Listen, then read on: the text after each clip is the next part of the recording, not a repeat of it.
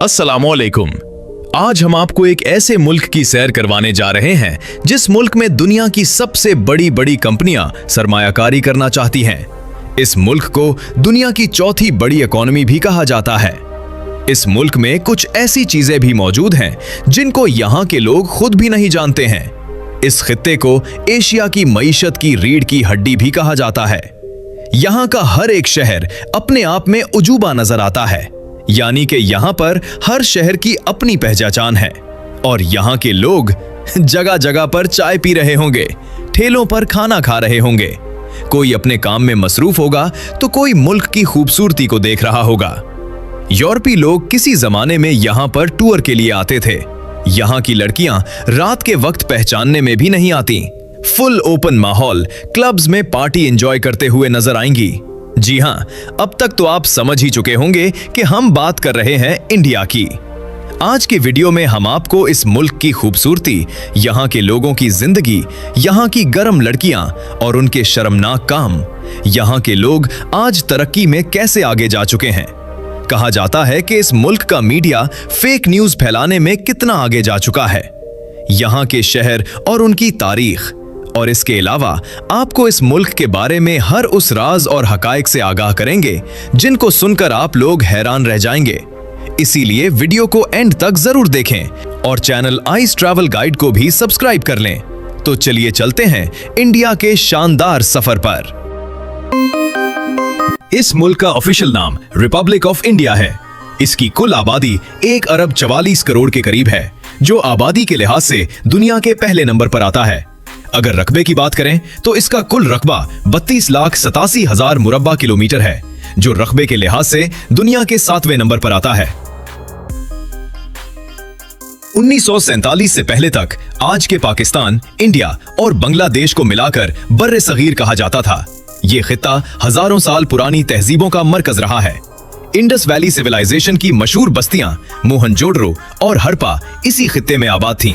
इसके बाद यहाँ मुरिया सल्तनत, मुगल सल्तनत और फिर बरतानवी राज ने हुकूमत की। फिर 1947 में बर्रे सगीर की तारीख ने एक नया मोड़ लिया। पाकिस्तान और इंडिया अलग अलग आजाद ममालिक बन गए। पाकिस्तान मुसलमानों के लिए एक अलग वतन के तौर पर वजूद में आया, ताकि मुसलमान अपनी मजहबी आजादी के साथ जिंदगी गुजार सकें।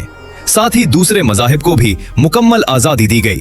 दोस्तों, तारीख का एक दिलचस्प पहलू यह भी है कि उस वक्त कुछ मुसलमान पाकिस्तान के कयाम के खिलाफ थे और उन्होंने इंडिया में रहने को तरजीह दी।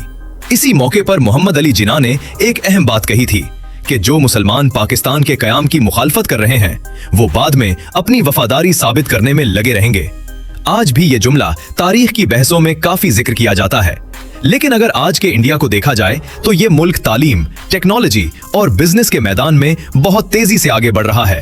खास तौर पर आईटी इंडस्ट्री में इंडिया ने पूरी दुनिया में अपनी मजबूत जगह बना ली है। दुनिया की बड़ी बड़ी टेक कंपनियां आज इंडियन इंजीनियर्स और सॉफ्टवेयर एक्सपर्ट्स पर इन्हसार करती हैं। सिर्फ यही नहीं, बल्कि रोबोटिक्स और स्पेस टेक्नोलॉजी में भी इंडिया तेजी से तरक्की कर रहा है। इंडियन स्पेस रिसर्च ऑर्गेनाइजेशन, जिसे मुख्तसर में इसरो कहा जाता है, आज दुनिया के मशहूर स्पेस प्रोग्राम्स में शुमार होता है। ये इदारा न सिर्फ अपने सैटेलाइट्स खला में भेज चुका है, बल्कि दूसरे ममालिक के सैटेलाइट्स भी लॉन्च करता है।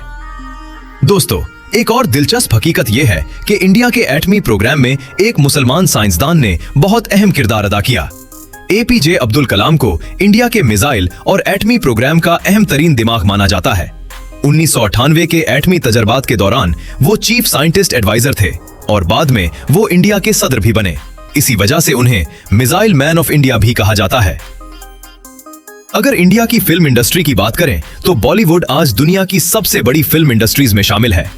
हर साल सैकड़ों फिल्में बनाई जाती हैं, जिन्हें पूरी दुनिया में देखा जाता है। इस इंडस्ट्री में भी मुसलमानों ने बहुत बड़ा किरदार अदा किया है, चाहे वो अदाकार हों, हिदायतकार हों या मूसीकार। और जब इंडिया की खूबसूरती की बात हो तो ताजमहल का नाम जरूर आता है। शाहजहां की तरफ से बनवाया गया ये शाहकार आज दुनिया के 7 उजूबों में शामिल है। इसकी डिजाइनिंग उस्ताद अहमद लहरी ने की थी और आज भी लाखों लोग इसे देखने आते हैं। दोस्तों, इंडिया की जमीन भी इंतहाई जरखेज मानी जाती है। यहाँ तकरीबन हर किस्म की फसल पैदा होती है। लाखों लोग ज़राअत से वाबस्ता हैं और इंडिया दुनिया भर को गंदम, चावल, कपास, नारियल, गुना, मकई, आलू, प्याज और बेशुमार सब्जियां एक्सपोर्ट करता है। अगर मईशत की बात करें तो इंडिया की सालाना जीडीपी तकरीबन 3.937 ट्रिलियन डॉलर के करीब पहुंच चुकी है, जिसकी वजह से यह दुनिया की बड़ी मईशतों में शामिल हो चुका है। जबकि फी कस आमदनी के लिहाज से ये अभी भी तरक्की के मरहले में है। और आखिर में एक अहम बात, आम पाकिस्तानी और इंडियन अवाम के दरमियान नफरत से ज्यादा मोहब्बत और अपनायत पाई जाती है। सियासी सतह पर इख्तलाफात जरूर होते हैं, लेकिन आम लोग एक दूसरे की सकाफत, खानों और रिवायात को पसंद करते हैं। हर साल हजारों सिख यात्री गुरुद्वारा दरबार साहब करतारपुर और दूसरे मजहबी मकामात की जियारत के लिए पाकिस्तान आते हैं, जहां लोग उनका इस्तकबाल भी करते हैं। यही चीज साबित करती है कि दोनों ममालिक के अवाम दिल से एक दूसरे के करीब हैं, चाहे सियासत कुछ भी हो।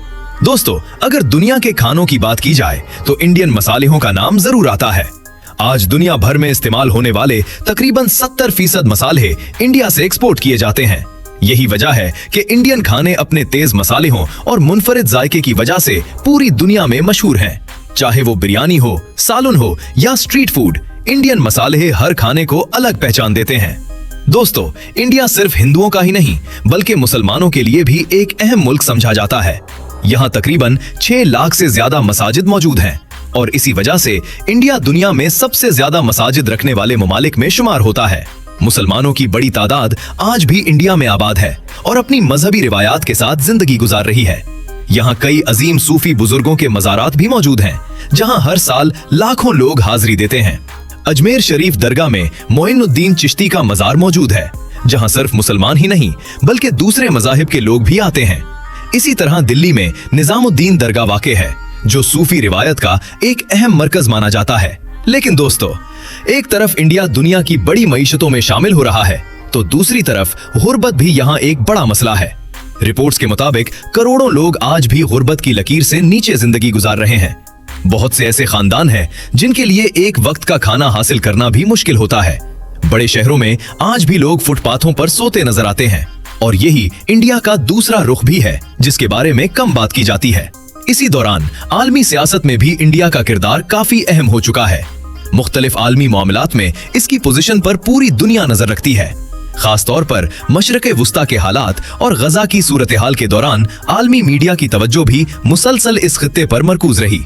अगर मौजूदा क़यादत की बात करें तो नरेंद्र मोदी आज इंडिया के वजीर आज़म हैं। उनके दौर में इंडिया ने इंफ्रास्ट्रक्चर, टेक्नोलॉजी और स्पेस प्रोग्राम में काफी तरक्की की है।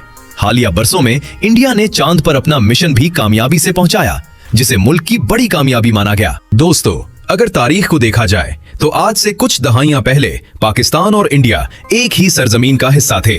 लोग एक दूसरे के साथ रहते थे, खुशियां बांटते थे, एक दूसरे के घरों में आना जाना होता था। लेकिन 1947 की तकसीम ने लाखों खानदानों को अलग कर दिया। कुछ लोग पाकिस्तान आ गए और बहुत से मुसलमान इंडिया में ही रह गए।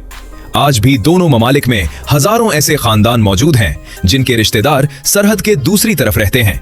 कई लोग बरसों से एक दूसरे से नहीं मिल सके, लेकिन आज भी एक दूसरे को याद करते हैं, दुआएं देते हैं और मुलाकात की ख्वाहिश रखते हैं। दोस्तों, ये थी आज की हमारी इंफॉर्मेटिव और दिलचस्प वीडियो। आपको वीडियो कैसी लगी कमेंट में जरूर बताइएगा और नए आने वाले दोस्तों से गुजारिश है, हमारे चैनल को सब्सक्राइब और लाइक जरूर कीजिएगा। अगली वीडियो तक अल्लाह हाफिज।